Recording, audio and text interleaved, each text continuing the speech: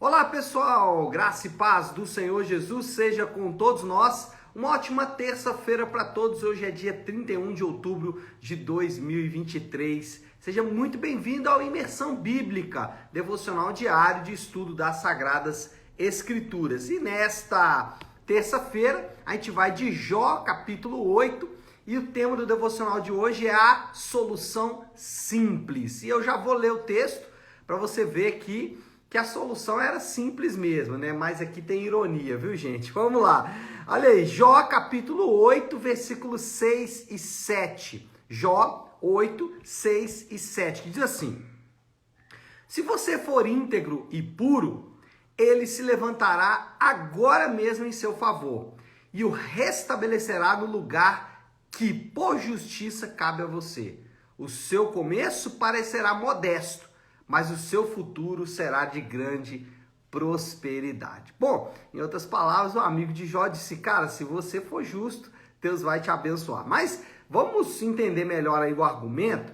Nós temos aqui o primeiro ciclo de discursos. São 3 ciclos. O primeiro ciclo, né, composto ali da fala de um dos amigos de Jó, a réplica de Jó, outro amigo de Jó, a réplica de Jó, outro amigo de Jó, a réplica de Jó. A gente está no segundo amigo de Jó, que é o Bildade. Já falamos do primeiro, que é o Elifaz. E o Bildade, então, começa o seu discurso. E o seu discurso, ele é mais curto do que o do anterior. Talvez porque o seu argumento é mais fraco, ou talvez porque ele seja mais novo. Mas, de qualquer forma, a fala dele é bem menor e o seu argumento também não é tão denso quanto o do Elifaz. Ele se limita a responder a terceira fala de Jó. Na verdade, ele se limita a defender Deus, a defender Yahvé. Na terceira parte do discurso de Jó, ele questiona a Deus por causa de tudo que estava acontecendo com ele. Ele chega a falar com Deus que era muito melhor Deus perdoar Jó e matá-lo logo, porque resolveria todos os problemas de todo mundo. E agora, então, o Bildade disse, olha, você está completamente equivocado no que você está fazendo. Então, basicamente, o discurso aí do Bildade é para tentar desfazer essa fala, né? Esse discurso de Jó que tentava ali, de alguma forma, imputar a Deus o problema que ele estava passando. Mas não só isso, além disso, ele também, na sua defesa de Yahvé, ele acusa Jó de torcer a justiça. Ele fala isso de maneira muito clara, versículo 3, né? Acaso Deus torce a justiça? Será que o Todo-Poderoso torce o que é direito? Então, o que ele está falando aqui de maneira indireta é o seguinte: Jó, Deus não torce a justiça, você vai fazer isso? Então ele está acusando Jó ali de torcer a justiça, ou seja, tentar encontrar ali um caminho para a sua própria impiedade. E no final do seu discurso, já na segunda parte aqui da sua fala, ele utiliza 3 metáforas para descrever a confiança vazia. E ali ele está acusando Jó de ser uma dessas 3 coisas. Então, o ponto aqui, o argumento de Bildade é muito simples. É para dizer o seguinte: Jó, Deus é todo poderoso e você é isso aqui. Quais são as metáforas que ele vai usar? Primeiro, o homem que tem uma confiança vazia, né? E aqui implicitamente é Jó, ele é como o papiro, sem água. Essa é o raciocínio e é a metáfora que o Bildade vai usar. Papiro precisa de água, ele cresce ali em, né, pântanos e tudo mais. Então, quando o papiro não tem água, ele morre seco. Então, nasce, cresce, mas não vai para frente porque morre. Outra metáfora que ele usa é a teia de aranha. E ele vai dizer, olha, a teia de aranha, quando construída, ela segura ali ou pode alimentar a aranha por muito tempo, mas um pequeno passada de mão ali vai fazer com que aquela teia de aranha ela se dissolva totalmente e perca completamente o seu objetivo. E o terceiro é a planta entre as rochas. a metáfora da planta que cresce entre pedras e que em algum momento, por causa do sol, essas pedras vão acabar matando essas plantas. Então, esse é basicamente aí o discurso do amigo de Jó, Bildade. Agora, a essência do argumento de Bildade, ele é mais profundo. A essência do argumento de Bildade é uma espécie de pragmatismo religioso. Esse pragmatismo religioso, ele está muito presente no contexto brasileiro. Talvez porque nós herdamos muito do nosso... A evangelização nossa foi feita muito pelos norte-americanos e nos Estados Unidos esse pragmatismo religioso é muito presente e ele chega no Brasil e chega muito forte. O que é esse pragmatismo religioso, esse pragmatismo cristão, que também está presente, por exemplo, em outros ramos aí, em outras religiões, em outros deuses, como no espiritismo, por exemplo, né, essa religião falsa que abriga esse pragmatismo religioso também. Qual é a característica dele? O Bildade cita pelo menos em 2 versículos. No que a gente leu, vou ler novamente, os 6 e o 7, que ele diz assim: se você for íntegro e puro, ele se levantará agora mesmo em seu favor e o restabelecerá no lugar que por justiça cabe a você. O seu começo parecerá modesto, mas o seu futuro será de grande prosperidade. E depois no 20 ele fala assim: pois o certo é que Deus não rejeita o íntegro e não fortalece as mãos dos que fazem mal. Então, qual é o argumento aqui? Quem de nós, eu comecei aqui hoje, inclusive perguntando isso, né, lá na primeira parte ali do devocional, quem está no YouTube não tem essa primeira parte, então eu vou repetir aqui. Quem nunca, ao ouvir o relato de uma situação difícil de alguém, de um problema que essa pessoa está enfrentando, de uma dor, de um sofrimento, quem não teve ali uma solução simples? Quem não pensou assim, rapaz, se ele fizesse isso, daria certo? Muitas vezes, isso de fato, né, em alguns casos, isso de fato pode acontecer. A pessoa pode estar tão envolvida com o problema que ela não está vendo a solução. Mas por outro lado, ou em outros casos, isso pode estar ligado ao que é chamado de pragmatismo religioso. O que é o pragmatismo religioso? É a ideia de que, isso é uma ideia pagã, tá? No paganismo, isso é muito comum. Nas religiões pagãs, nas religiões orientais, a presença desta realidade, desse ensino, é muito comum. Qual é? É a ideia de que se o adorador fizer as coisas certas, se ele falar as palavras corretas ou se ele agir de determinada maneira, Deus vai intervir sempre. Isso é uma ideia do paganismo. E isso está muito presente no contexto brasileiro de fé cristã. Essa ideia de que se eu fizer as coisas certas, então se eu viver em santidade, se eu ficar em consagração, se eu jejuar, se eu orar, se eu não pecar, e se eu for ali santo, né, se eu tiver uma vida de santidade, ou se eu falar as palavras corretas, essa questão aí da confissão positiva praticamente tomou conta da fé cristã brasileira. Então hoje é quase impossível você conhecer um cristão que ele não acredita nisso. Praticamente todos os cristãos brasileiros, e eu estou incluindo aqui outros ramos do cristianismo, que são os católicos, que também estão sofrendo com essa síndrome, que é a síndrome do se eu falar as palavras certas ou se eu não falar determinadas palavras. Então aquela ideia pagã de que se eu vou fazer alguma coisa eu não posso contar para ninguém, porque se eu contar essa pessoa vai colocar peso. Então isso é uma ideia do paganismo e aqui presente também no discurso do nosso amigo Bildade, né? E tem uma outra maneira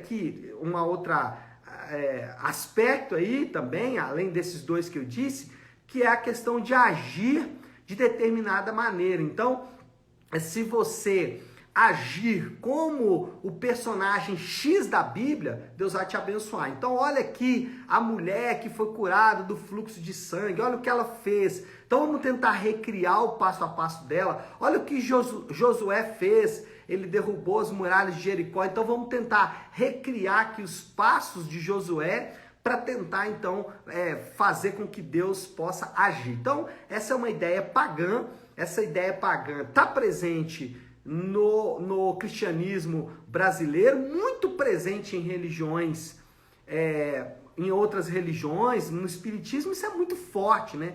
Pragmatismo. Então, se você fizer o bem, você certamente será aceito. Outras religiões também adotam isso. Isso é uma espécie de paganismo. Aliás, isso é parte do paganismo e que entrou também no contexto religioso brasileiro. A ideia de que se eu fizer as coisas certas, falar as palavras corretas ou agir de determinada maneira, Deus vai intervir sempre. O Bildad aqui falou basicamente isso para o Jó. Falou, eu tenho uma solução simples para você, meu amigo. Se você fizer isso, isso, isso, vai dar tudo certo. E às vezes a gente faz isso e somos também pagãos. Com isso, o resultado disso é que existe uma busca desenfreada para descobrir o segredo dos abençoados. E quem descobre o segredo dos abençoados alcançou um patamar de espiritualidade superior. E aí ele começa, alguns anos atrás, ele começava a pregar sobre o fato de que agora ele descobriu o segredo dos abençoados e agora ele pode pregar sobre isso.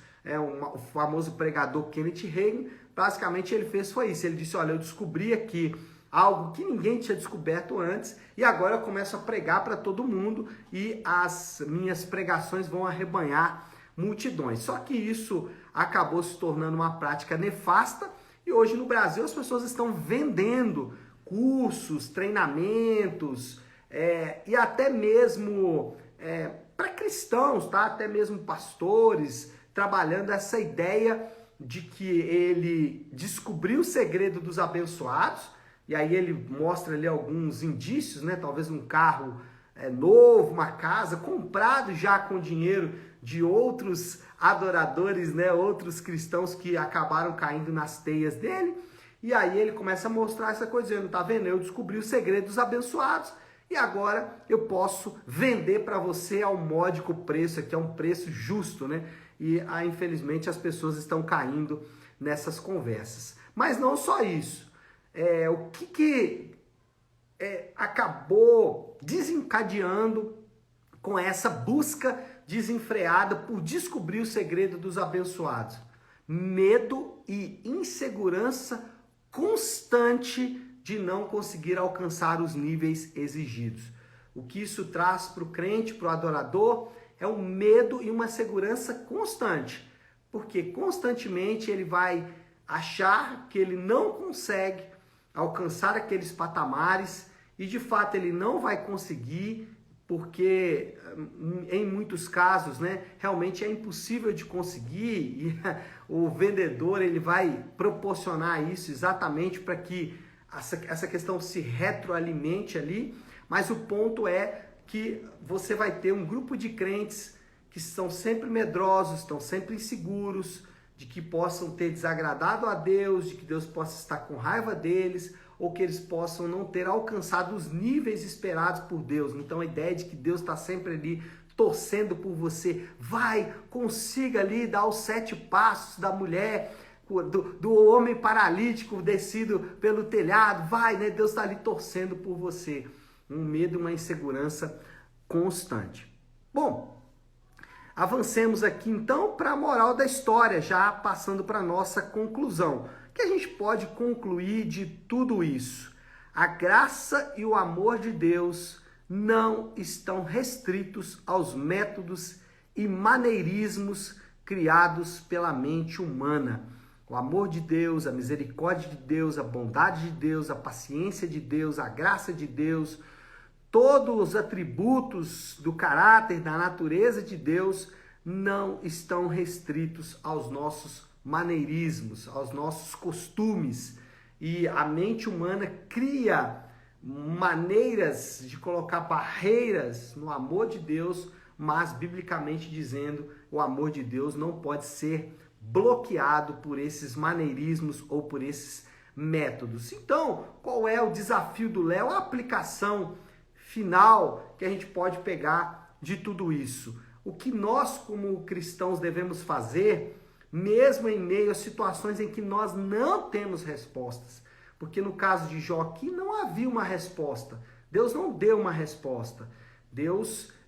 As coisas estavam acontecendo e, como eu gosto de dizer hoje, olhando de onde nós estamos olhando, da nossa perspectiva, nós conhecemos toda a história, mas Jó não conhecia. Então ele não tinha as respostas. E quando nós não temos as respostas, ou aliás, até quando as temos, a melhor coisa a fazer é confiar na natureza e no caráter de Deus. Então, eu quero dizer para você que talvez está enfrentando sofrimento, está enfrentando uma dor, uma luta, uma aflição na sua vida, é tempo de confiar na sabedoria de Deus, é tempo de confiar no amor de Deus, é tempo de confiar na bondade de Deus, é tempo de confiar que Ele é amoroso e justo e Ele sabe o que está fazendo. Nem sempre nós vamos ter as respostas. Talvez você que está me assistindo e está passando por um momento de sofrimento, talvez você não vai ter as respostas do porquê esse sofrimento está acontecendo. Mas algo você vai ter. Você vai ver a boa mão de Deus. Você vai ver a natureza e o caráter de Deus manifesto nessa situação. A misericórdia de Deus, a bondade de Deus se manifestando de uma forma que você não imagina, de uma forma que você não espera. Então, o desafio do Léo, a aplicação aqui é: confie no caráter e na natureza de Deus. Yahvé é o Senhor, Ele sabe o que está fazendo e essa deve ser a nossa confiança. E se você tem alguém na sua família, alguém próximo de você que está passando uma situação difícil, não seja rápido em dar respostas. A solução às vezes não é tão simples.